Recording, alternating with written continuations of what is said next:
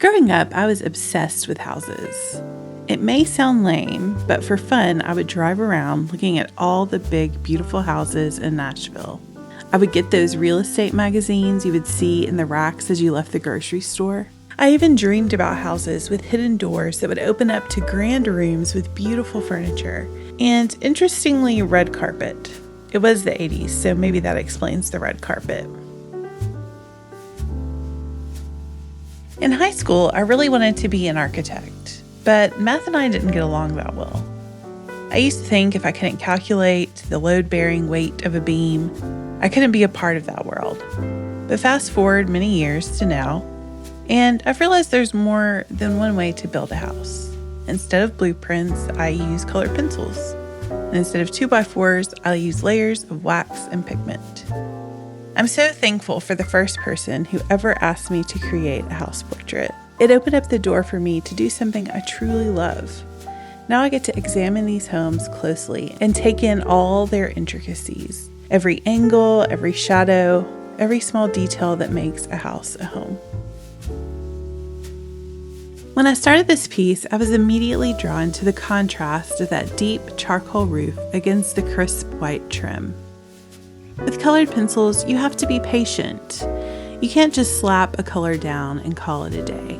For the siding, I'm using light pressure and building up the color with a variety of cool gray tones to create that subtle color of the house. When I'm working on a house portrait, my ruler is always within reach. It's how I keep the lines looking neat and clean. I left the bright white columns empty for the most part and just added the lightest gray at the top and on the edges to give them dimension. This is just one of the 3 ways I like to capture houses in my house portraits. This particular piece focuses on the house and the immediate shrubs around it. I also enjoy painting full-page watercolor works, and recently I drew this same house from a different perspective using colored pencil, adding all the trees and shrubs around it. Honestly, I love all 3 styles equally. Adding the greenery really brings everything together and grounds the drawing. For the shrubs and trees, I'm layering at least 4 different shades of green, starting with a bright lime for the highlights where the sun hits, and deepening it into an olive and forest green for the shadows tucked under the porch. It's those shadows that give the house its weight. It makes it feel like it's actually sitting on the ground rather than floating on the paper.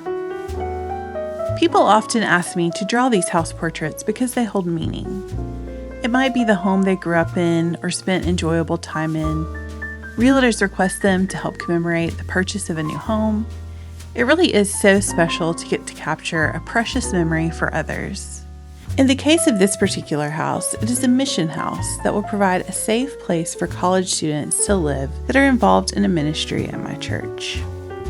While I never got to design the secret rooms with the red carpet from my dreams, I feel like I get to honor the very real rooms where people live their lives. Every stroke of the pencil is a way of saying this is a special place. It's funny how life circles back. I'm still that kid looking at real estate magazines, only now I'm drawing houses that people can hang on their walls and cherish for years to come. If you have a house that holds a special place in your heart, I'd love to hear about it in the comments.